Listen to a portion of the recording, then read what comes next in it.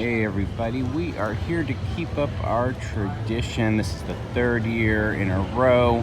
We have wrapped up Midsummer Scream, heard the Knott Scary Farm announcements, and then made our way ultimately to Knott's to do our first haunt build update of the new year. So we'll talk about some of the new things we're finding around the park over this next month and change. I guess about less than 2 months till opening night, and lots of stuff to share as we progress through the season. So we will talk about the things we found so far, which there's not a whole lot ever in July, but there always are a few things, and definitely we will talk about what was announced at Midsummer Scream, and they did some pretty cool little teases of some things coming, as well as an announcement, so we will talk about that as well.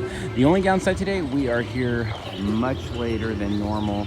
The Horror Nights panel went super late, and then we had an interview with Murdy and Aiello and Chris Williams, and that went even later, so it was just a long finish. So unfortunately we got here after dark, or into the dark, so it's a lot harder to see some of the things. So we'll share what we can share in this video, but obviously we'll share a lot more in the daylight when it's easier to find all these things. So let's get to it.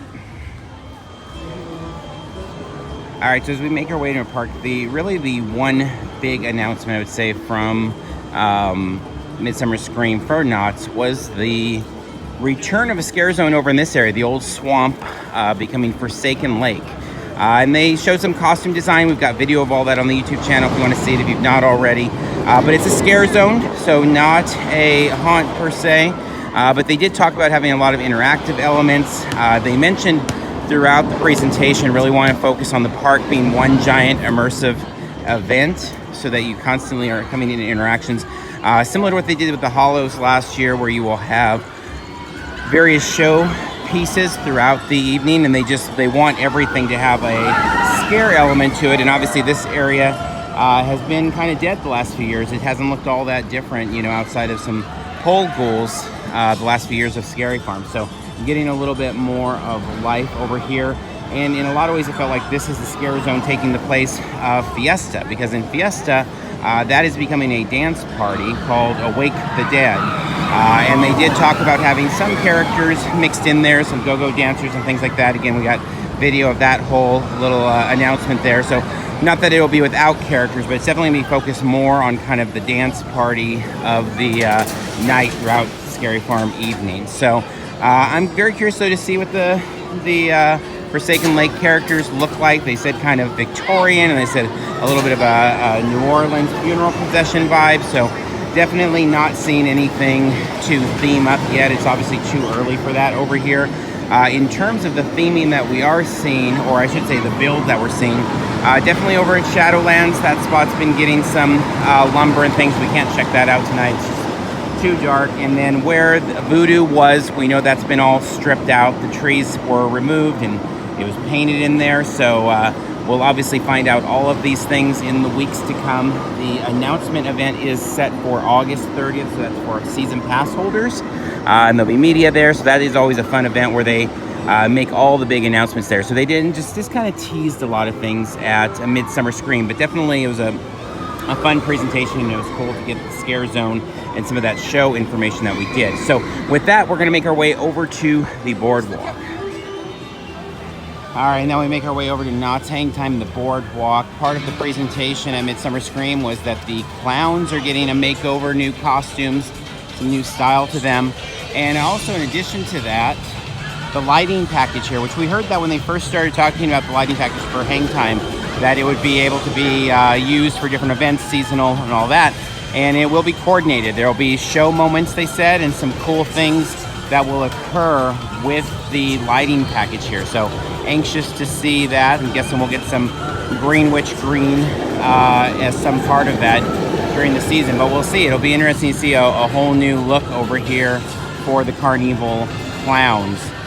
Besides that, I mean, like I said, there was a lot of little teasers. We'll have the full video on YouTube if you haven't already found it somewhere else. We have snippets of what we thought were kind of the most important parts. But everything really leads up now to August 30th.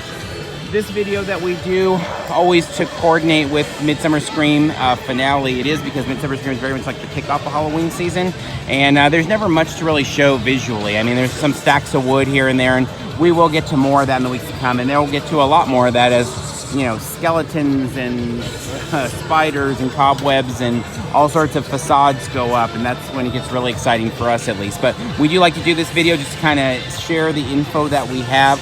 I know a big thing on a lot of people's mind, and part of that came up in a really big way at Midsummer Scream, is John Cook kind of changing roles. He's no longer like a lead designer here at Knott's, and he's actually kind of doing his own consulting thing. He's opened up Murder Code, the R-rated escape room, and it was really interesting to see him on the Queen Mary Dark Harbor panel representing his work there and how he's redesigning all of the mazes there. But he is doing contract work all around.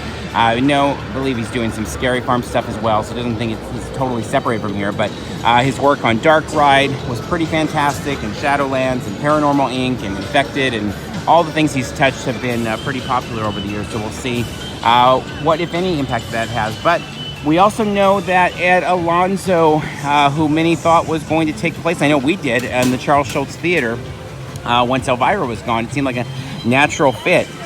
He has announced he's at Great America this year, so he will not be at Knott's, so that means something else will be in there. And again, there's a big push on just entertainment broadly, and one of the things mentioned was kind of getting back to having more shows and just entertainment throughout the park, so anxious to see what that is.